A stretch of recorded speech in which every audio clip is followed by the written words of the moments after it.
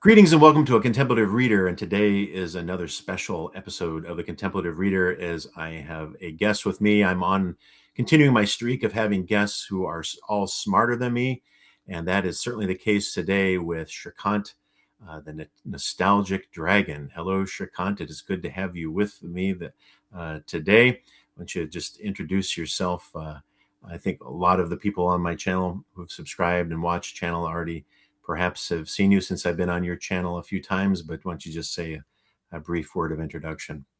Yeah, thank you for having me. First of all, I'm very happy to be on your channel. Shrikant, Nostalgic Dragon, booktuber as well, talking about spirituality and storytelling in books, majority books. So Malasan, Book of the New Sun, which we're going to talk about today, for example, great interest in mythology. So I'm very happy to have connected with you, Jay. And I am likewise very happy to have connected with you. As your introduction has just indicated, I think we have a lot in common. We bring a spiritual perspective into whatever we happen to be reading. And so today we are discussing Book of the New Sun by Gene Wolfe, specifically, I think primarily this. Yes, yes, you've got it right there. Is that does that have a couple of the books bound into one volume there? Yeah, this is the first two, and then I have the second waiting for me here. So Very good. So yes, today we've both read Shadow the Torturer and Claw the Conciliator. That this is the version printed in the United States by Tor Essentials, and so we had a previous conversation about Shadow the Torturer on your channel, and today we'll primarily be focusing on Claw the Conciliator, although we'll be talking about both books and perhaps some conjecture about what we see forthcoming in the third and fourth books of the series, Sword of the Lictor and Citadel of the Autarch. I also happen to have, I think maybe I showed this to you last time we talked, but I did actually at a used bookstore picked up these hardback editions of Shadow of the Torturer and Claw the Conciliator, the entire series. So I'm enough of a Gene Wolfe fan at this point that money is just relative. I'll go ahead and buy it if I can. So, Claw of the Conciliator.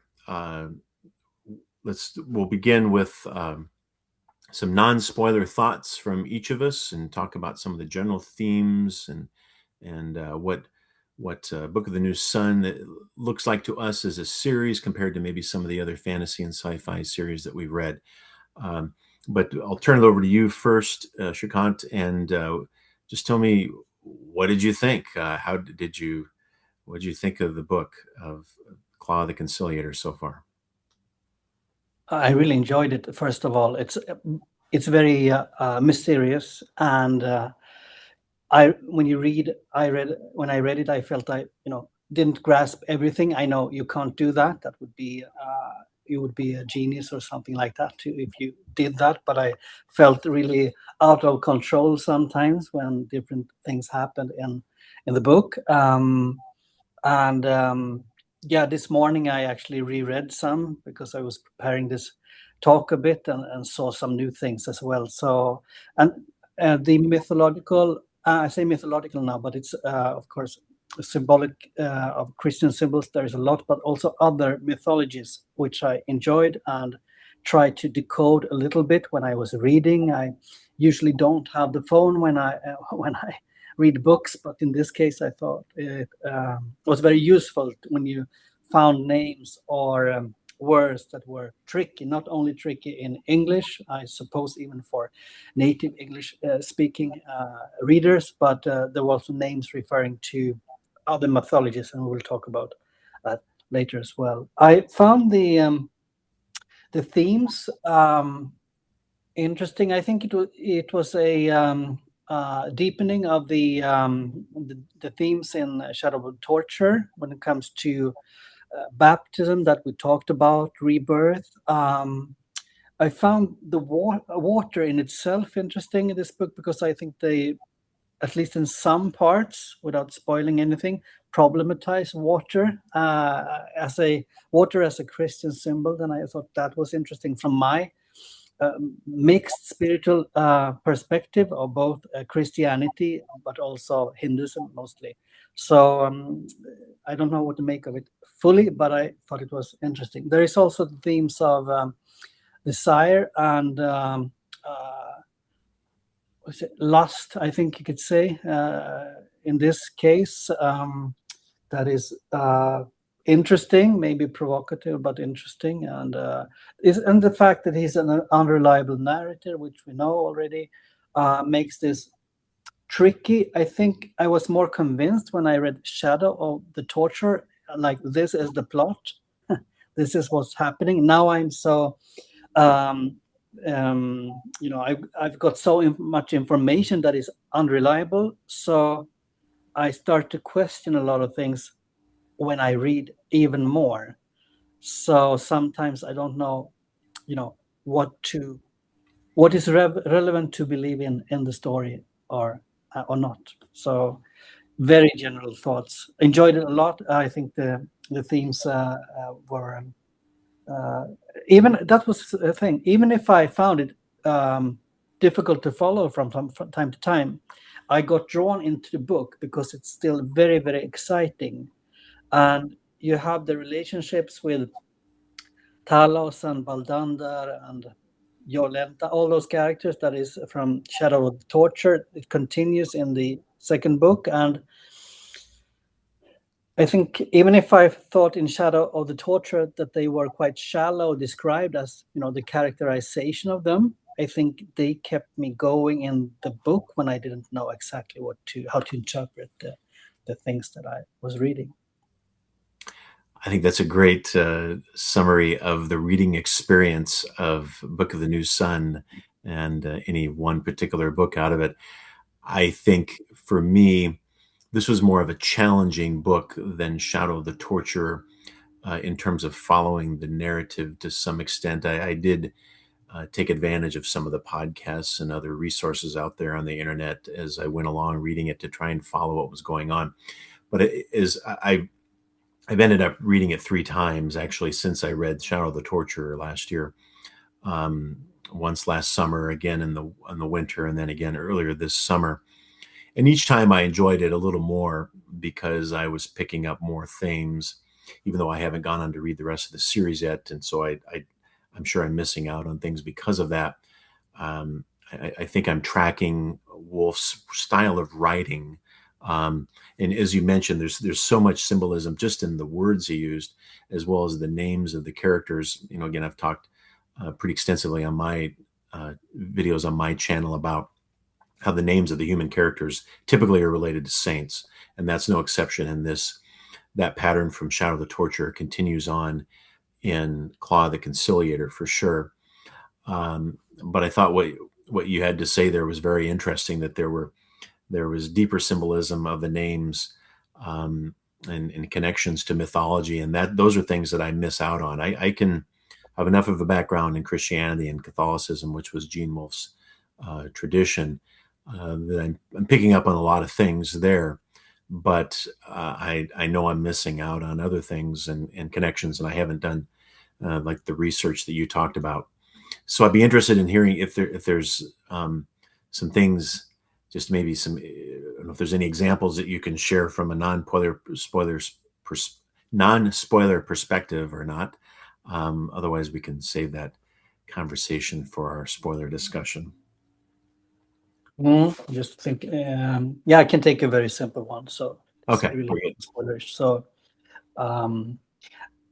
there are words scattered around in the books which are so layered. So there is a word here, Upanga, for example, which I thought was maybe Hindi or Marathi in Indian language, because Upanga sounds very Marathi. So I was very curious to look it up. I found it was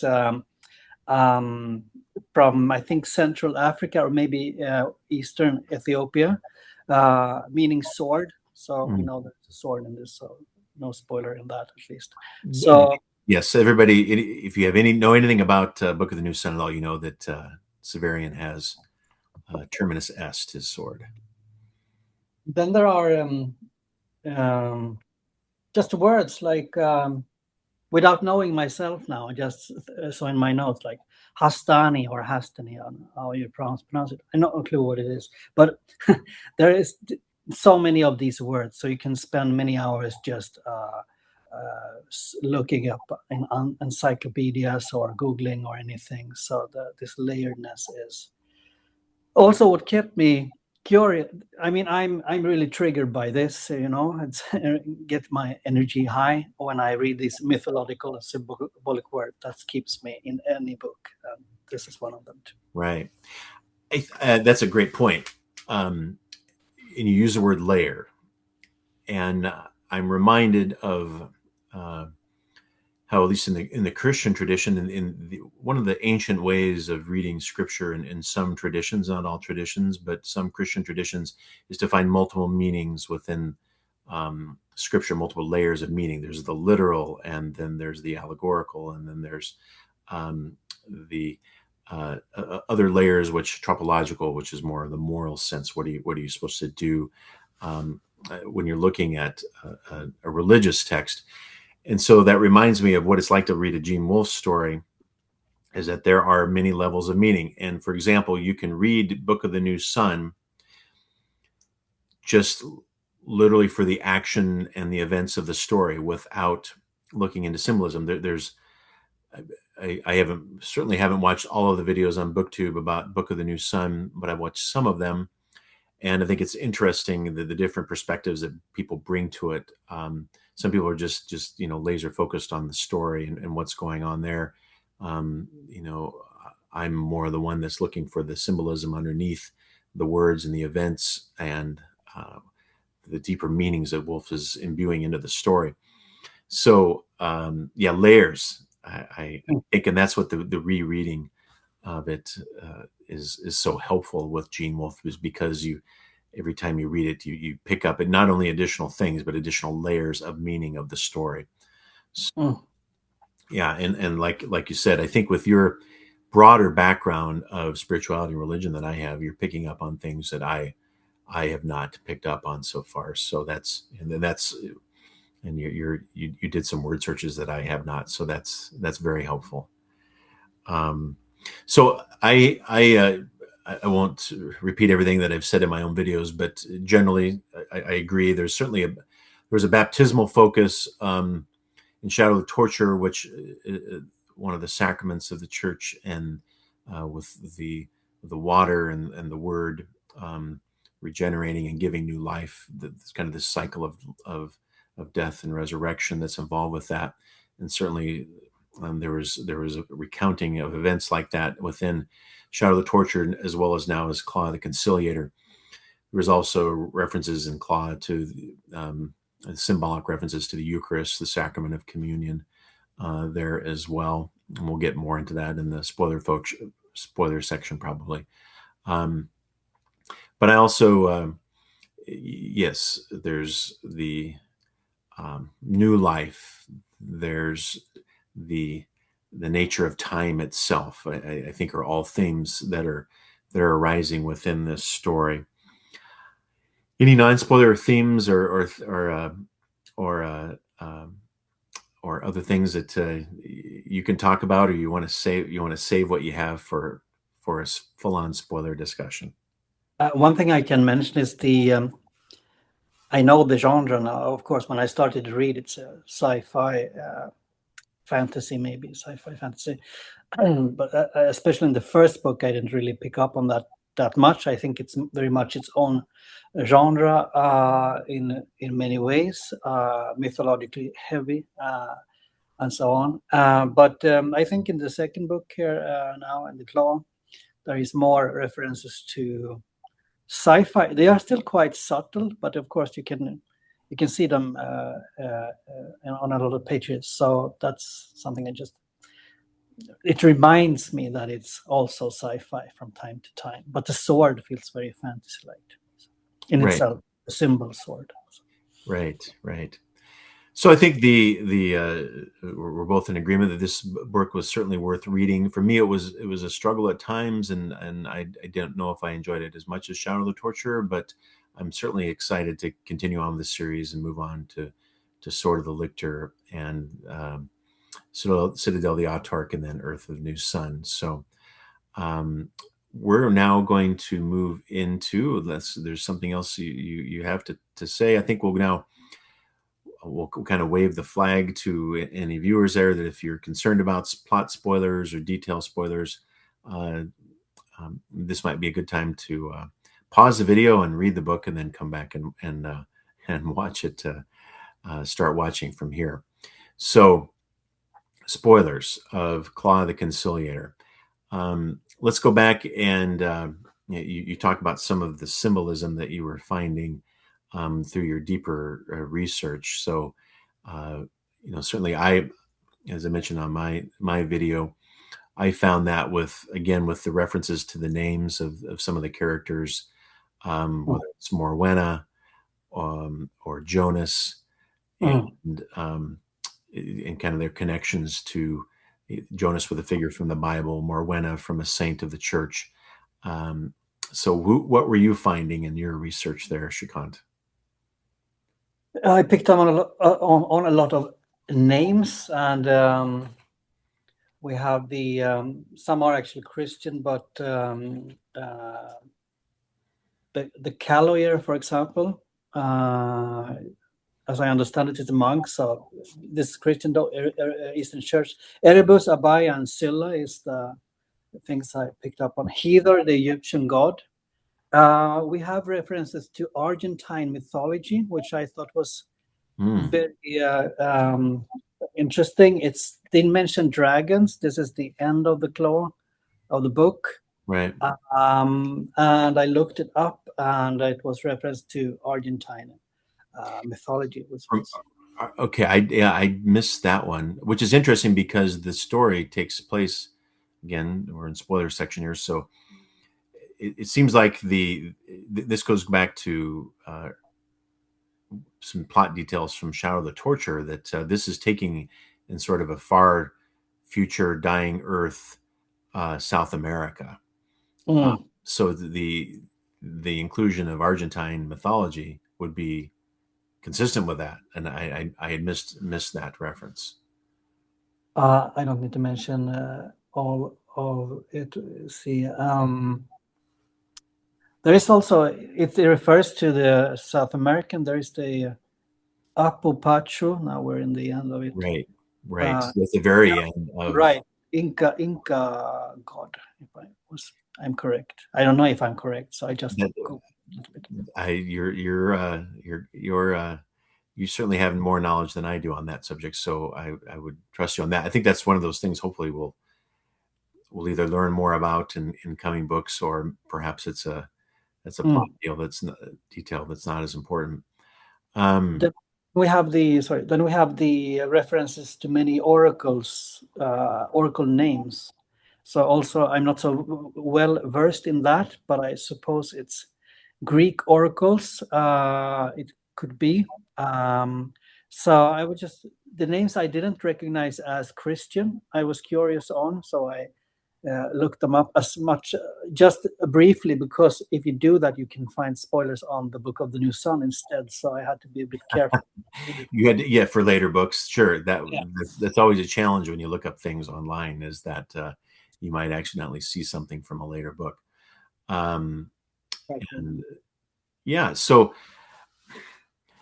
it's a it's certainly something you can spend hours and hours and hours, and it sounds like you have, going into the meaning of names. And certainly Wolfe is known for using, he doesn't, what I like about Wolfe compared to some other science fiction and fantasy writers is he doesn't just make up names.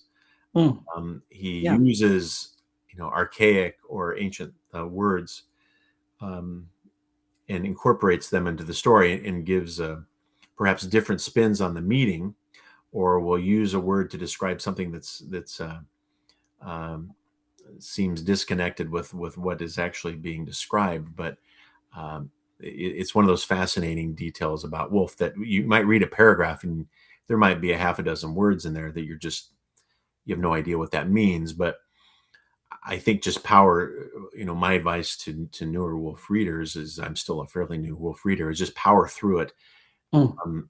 and read it for the storyline, and then if you want, go back and do the deeper dive into, okay, what does this person's name mean? What does this thing mean, for example? So yeah, what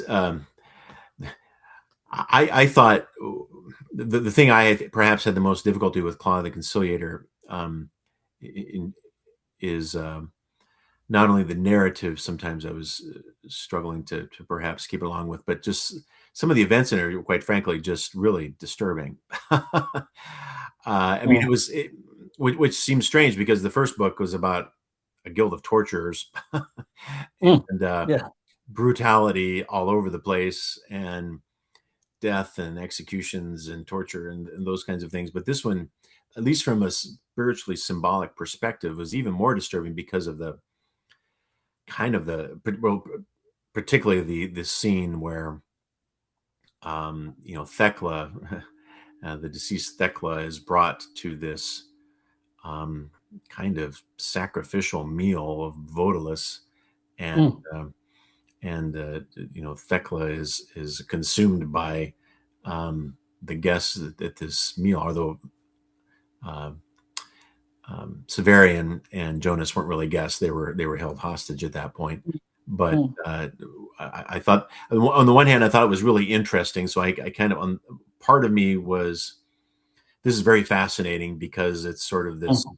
bizarro way of looking at the Eucharist and consuming, Mm. something. Of course, sacramental Christians believe that the Eucharist involves consumption of the body and blood of Christ, and this is Mm. the body of Thecla along with this alzabo, alien substance, which brings back the memories of the deceased person.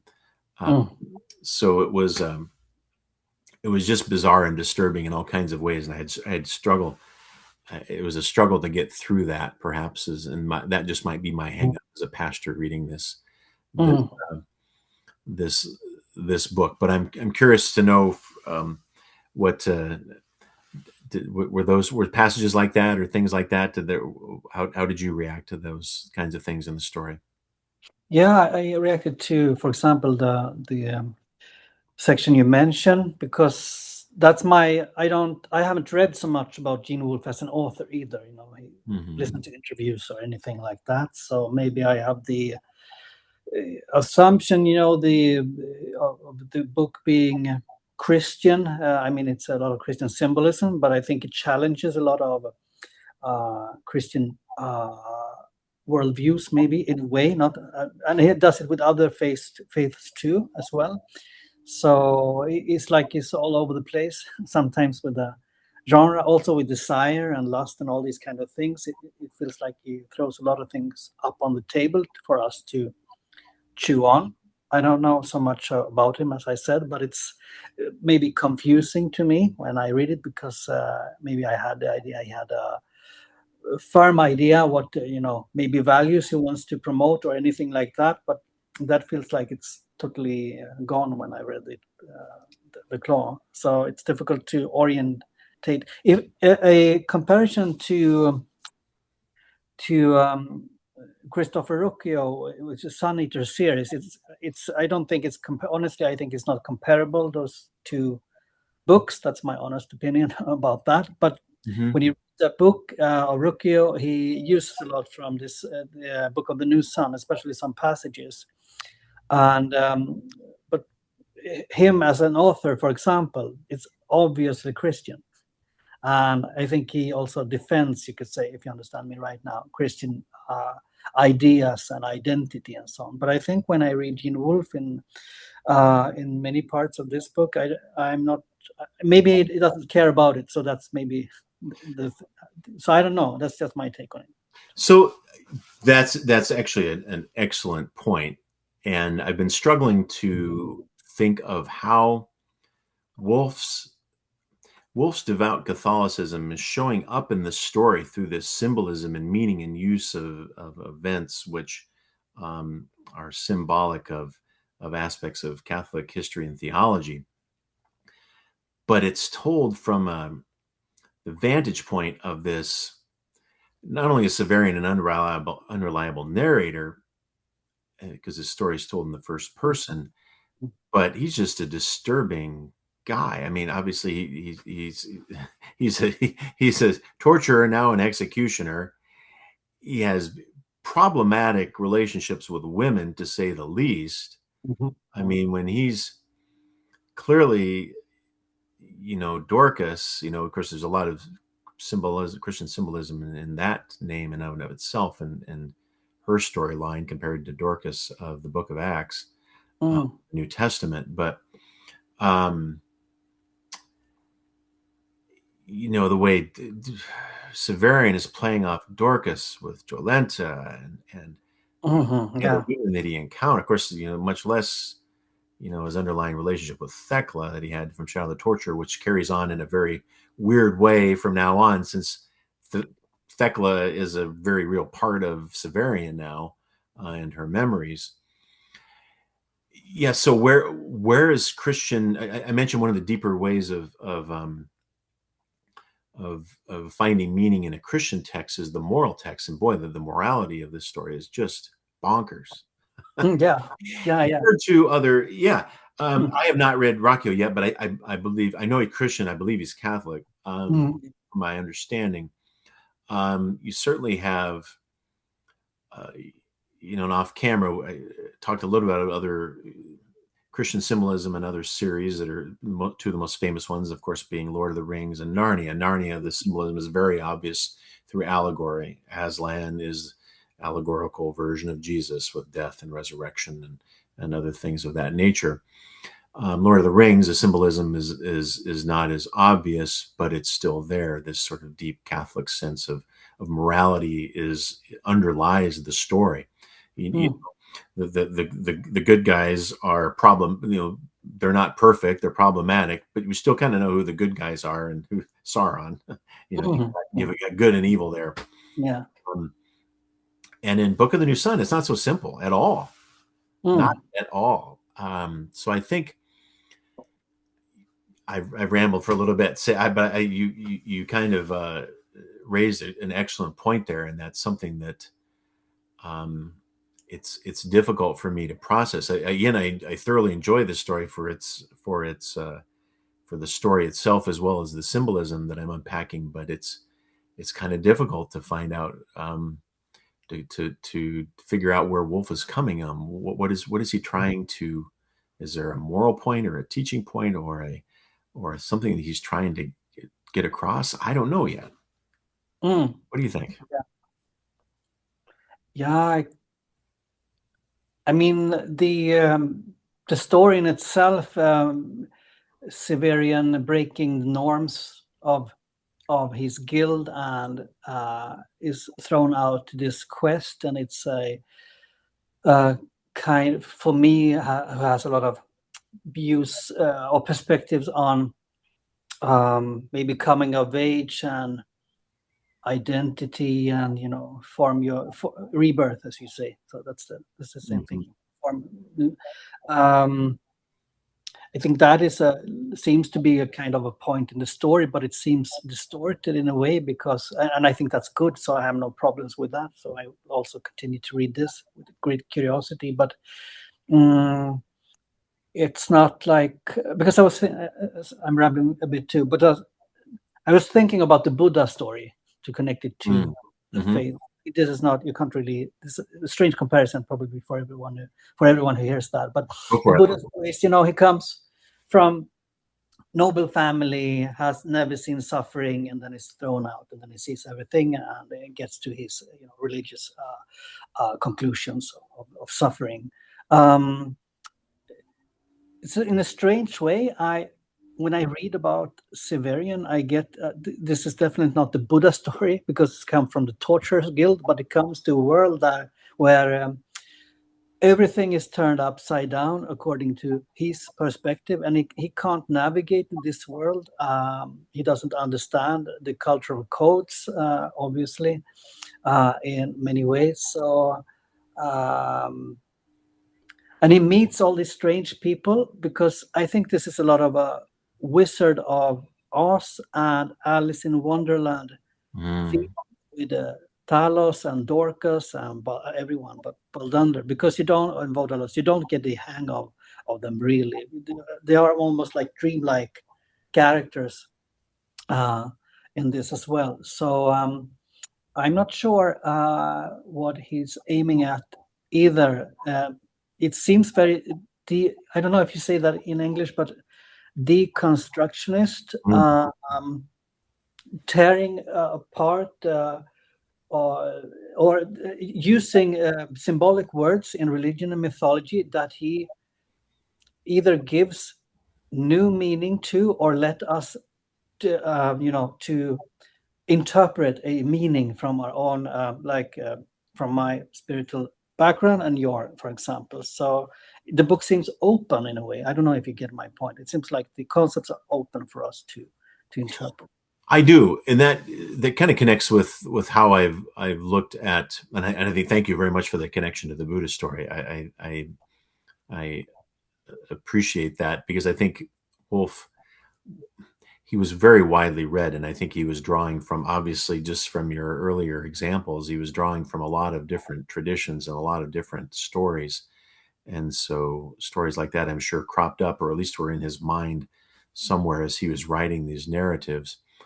But you're right as to, I don't, Wolf is not a writer that, um, kind of going back to my earlier point about you're supposed to pick up a certain, what's the moral of the story here, Mm, I know that I've my reading of Malazan is pretty limited, but mhm, the word you kind of keep hearing on booktube reviews and analyses of Malazan by Stephen Erickson and the greater Malazan world, also including the works of E.N.C. Esselmont, mhm, mm, compassion and those things along with that. I don't know if there's a word or words like that I can think of that to describe Wolf's writing in Book of the New Sun yet, other than maybe just some of these general spiritual themes that we've talked about, death and rebirth, mhm, this kind of progression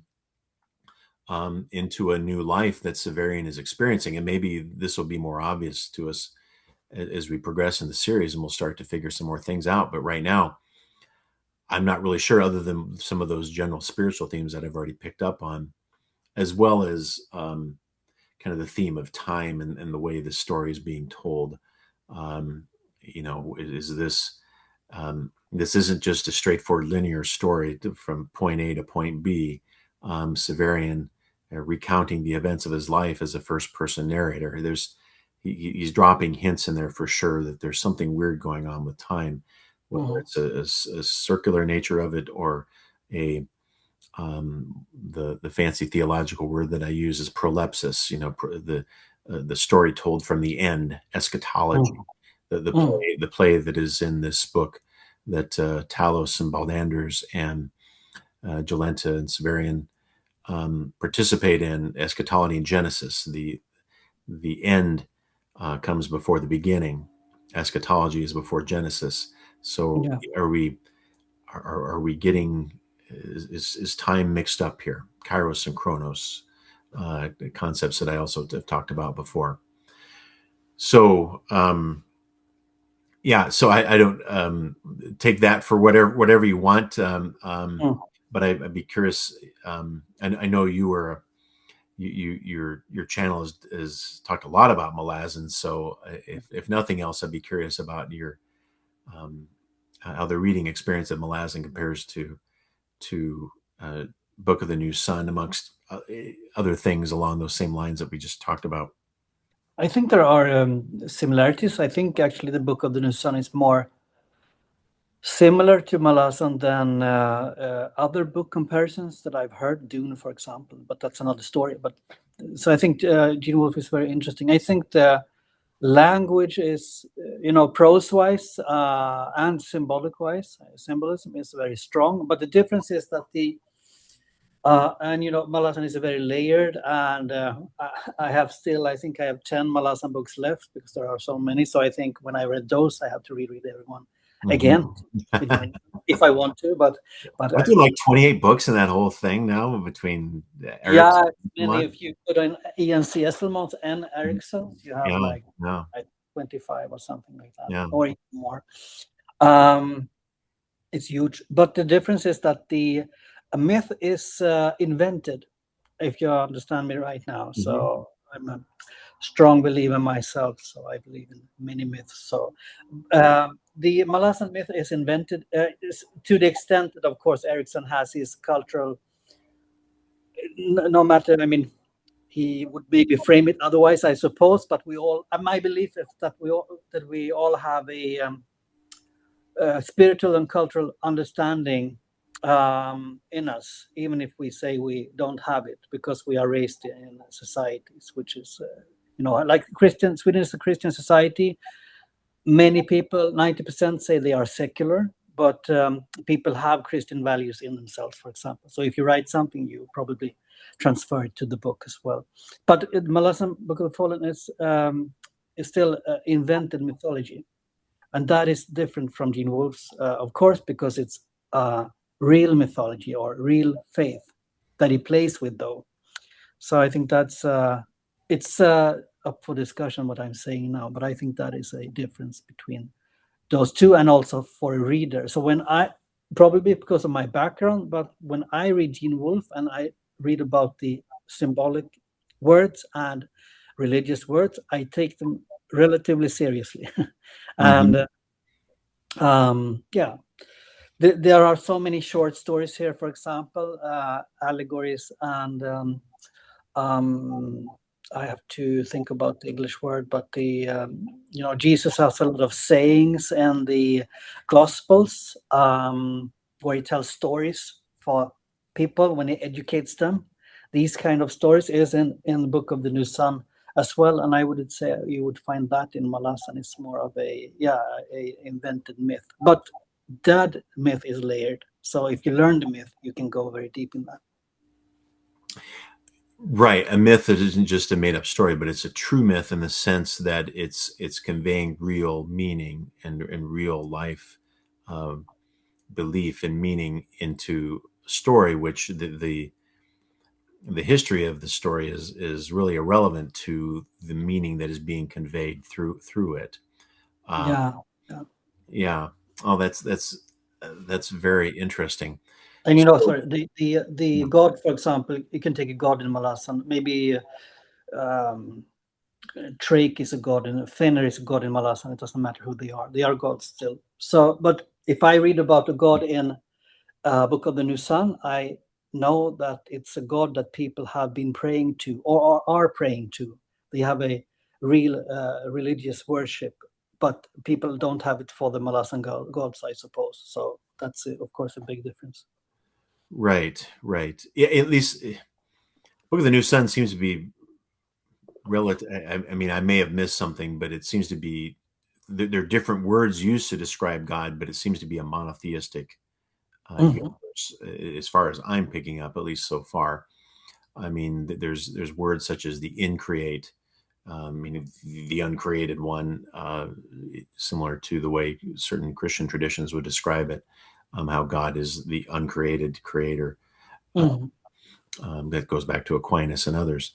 Um, but yeah, so the mythology that's being developed here is a within a futuristic, again, version of Earth. It's a dying Earth, but in some ways it regressed back to medieval times. In some ways, with guys and swords walking around um, and guilds of torturers and executioners and Mhm. technology seems to be somewhat limited. Limited on the one hand, they're walking around, they're not driving cars or much less flying Mhm. airplanes or what. But we also know that there's spaceships involved. Mhm. Yeah, yeah, yeah. Jonas is Right. he's basically a robot with some human flesh on it, and Mm. sort of a known. unique spin on the death and resurrection story. We know that he crash landed on Earth, and that's somehow ends up hooked up with Severian later. So it's just it in some ways it's delightful, in some ways it's bizarre, in some ways it's disturbing, but it's interesting. It's like Wolfe poured in mythology and Christianity and narrative, um, mm, and in different ways of exploring narrative into a soup, and just stirred it all up, and out came Book of the New Sun, mm, which makes it so challenging, but just uh, a, a unique reading experience. It's not like unique in a as sort of a, not as a way of not complementing the story, but a truly unique reading experience, in the sense that it's enjoyable and challenging. It's difficult and disturbing. mhm. All of those things wrapped up into one. Um, so, And yeah, some feels like it's sometimes connected and sometimes disconnected. You have the, I have to look in my notes here, the short stories. There is the student who I think it's the student. I have to look it up. Who, at least he stops when he stops streaming, he dies. I have to look it up here. Um, mm, I didn't quite catch who you were referring to. I have to look up in the notes. Sorry. And I mix in Swedish and English now. So when I'm thinking, No wonder why I didn't understand. yeah. Here. Um, there is a tale about the student and his son. It's on page 461. It's a battle against an ogre. And because that story seems a bit disconnected to the main story to me. It's in after chapter Jonas, or maybe in chapter Jonas. It's after Jonas tells that he loves Jolenta. It's coming Okay. after. But the boy dies when his dream is gone, and as just as a single story, Mm-hmm. I think it could be that could have been in the Bible, or anywhere else, Bhagavad Gita or anything else. Probably the Bible, not in Bhagavad Gita. So I think that these kind of stories make me stop when I'm reading. I'm starting to ponder and reflect and think this was a very beautiful thing to write, for example. So he has that too, that kind of poetic religious language here as well. Right. That Right. can be confusing when he has these other, disturbing things or disturbing dreams, like with Jolenta's dream when she's out shopping, uh, Mm-hmm. and they see through her beauty, which is that's a strange thing, I think. Right. Well, of course, at the end, we find out. Yes, she, her appearance as she falls ill and is dying. Her appearance radically changes. She was just, again, Severian seems to fall in love with every woman he meets and thinks she's the most beautiful creature on the earth. But according to Severians, just the depiction, if that can be trusted in that case, the beauty and um, of Jolenta among the other women that he meets, but certainly the facade fell off, and with the encounter with the witches at the end, and ultimately with Jolenta's death. So it'll be interesting to see where Wolfe takes the story next. Again, the storyline doesn't always follow a simple point A to point B, as I mentioned. Even Mm, at the very beginning of this story, at the end of the Shadow of the Torture, we had kind of this incident at the gate, at the city mhm, of Nessus, and this with, but Severian was together with Talos and Baldanders and Jolenta, mhm, and all of a sudden he's At the beginning of Claw the Conciliator, he's in the village of Saltus, being hired by the town to execute a couple of people. So it was. So who knows? I'll have to. It makes me want to pick up and read Sword of Lictor right away, just to figure out where the story's going to start and where he's going to take us next. Of course, we've already been to the House Absolute. We've met the Autarch now. We've met Vodalus again, and kind of seen behind the curtain there a little bit. But certainly, there's lots of more layers and details to the story in this world of Earth, URTH, that have yet to be unfolded. And I also think that the House Absolute in itself, I think the geography to me is a bit. I'm confused by the geography and how they move and where they are, and it's passages in the end of the book that also implies that their rooms and things can be maybe are connected somehow. There are sacred rooms and Right. about that, I think, or the androgen guy, for example. So it's I was studying sociology when I was at the university, and language sociology it was actually. So this book reminds me of that you have words that are empty. You have emptied the meaning of the words, and then you, as a reader, have to put the meaning into them. And also the fact that in the appendix, right? It's once again repeated that the language, this is translated in many generations and so on, Right. and a horse is not maybe a horse, it could be, I don't know, something we don't know about, and that Right. Destry, those that languages. confuses me. It actually intrigues me Mm-hmm. even more to what value should I put into the words actually. Right.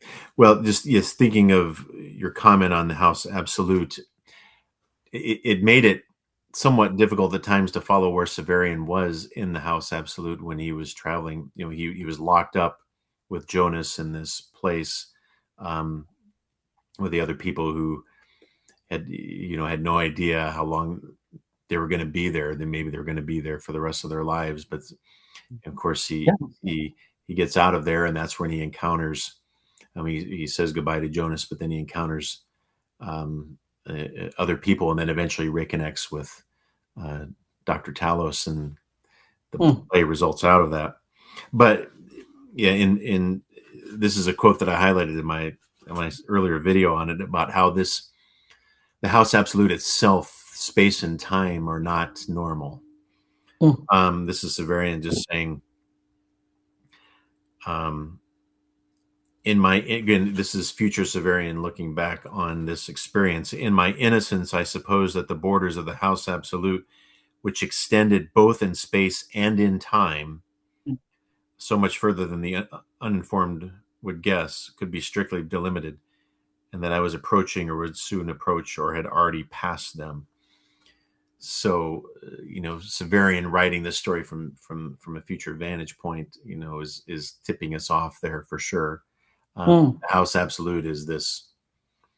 It's not a normal structure. It's there's things going on there in space time that we mere mortals can barely understand at this point. So we've been going close to an hour at this point. I think what other highlights of the book, whether in general or from a spiritually symbolic perspective, that you would you think we need to explore yet, or if anything? Yeah, I think maybe not too much, but still, you asked me about to bring up other spiritual practices or Yeah. perspectives, and this idea that if it's so, words are empty or time is non-linear, so to speak, or time and space is non-linear, like we're talking about. That connects for me a lot to Buddhism and Hinduism, the view of, you could say, everything is in flux. That also very relatable to Stephen Erickson's Malasan writing. Everything is in flux somehow, but that's another discussion. I see a lot of parallels to Christianity in that, even though it's described, at least according to my maybe more limited Christian teachings, but like, the words in the Bible like Alpha and Omega and Hmm. also resurrection, also to me those, since I have a double spiritual background, so to speak, they cling similar to me, even if of course a Hindu or a Christian wouldn't say that, maybe, I don't know, but there are still words in both Bible and Hindu scriptures that are, and Buddhist, that are not so different from each other, even though the core story is different with Jesus and everything, of course. Right. Maybe that's controversial. I don't know. No, I think the concept of time in Christianity is not. And again, I just scratched the surface of my own study of it, but certainly there's again those concepts which I've talked about, Kairos and Chronos. Kairos being sort of this God's time, or you know a different a different phase of time for sure, at the very least, compared to Chronos, which is the ongoing march of time that can be measured on a clock. Two different very spheres of interacting with the subject of time. Mm, And um, yeah, I think Wolf is certainly playing with the subject of time enough that he's we're not meant to read this story as this literal chronological narrative of what's going on. Um, but yeah, back to your point, I think just the very nature of eternity itself is, not not just sort of endless time, but all time now. mm, It's like the it's there is no time in a sense. If it's eternal, then there's just it. God in our tradition is just the one that is. Then mm, and, as God revealed Himself to Moses on Mount Sinai, I am who I am. mm, There's no mm, way. Yahweh is the the way we phrase that in Hebrew. Um, it's yeah, when you're dealing with subjects of eternity and time, our limited human brains have difficulty mm, conceptualizing that in anything other than the ongoing march of time. Like I just said, we've been talking about an hour now. This is a very mm. linear way of looking at it. Uh, Yeah. and Wolf, I think, recognizes those deeper ways of looking at time, and he's getting us to think outside the box on that. So maybe those are some of the morals to the story that I've been searching for. I don't know. Yeah, and I think I'm not going to talk so long about that, but it makes me think about the Upanishad. These are, do you know them? I know what they are. I haven't read them. Teaching from teacher to student, about deep philosophical, like eternity, like time.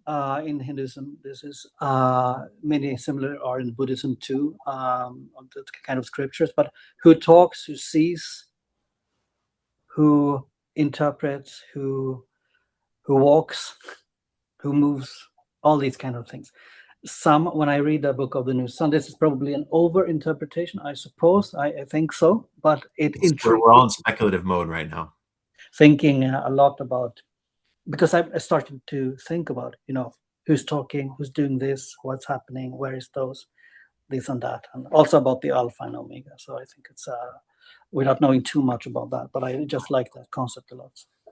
I am the Alpha and the Omega, the beginning and the end. Jesus' statement in Revelation, again tying back to the prologue to the Gospel of John. All things came into being through him, uh, Mm, and so um, yeah, some deep symbolism going on there. mm. Well, Shrikant, anything else before we pause our ongoing discussion about Book of the New Sun and we look ahead to Sword of the Lictor? No, nothing more, as you say. I'm very curious. I had to wait a week for the book. The It's somewhere here.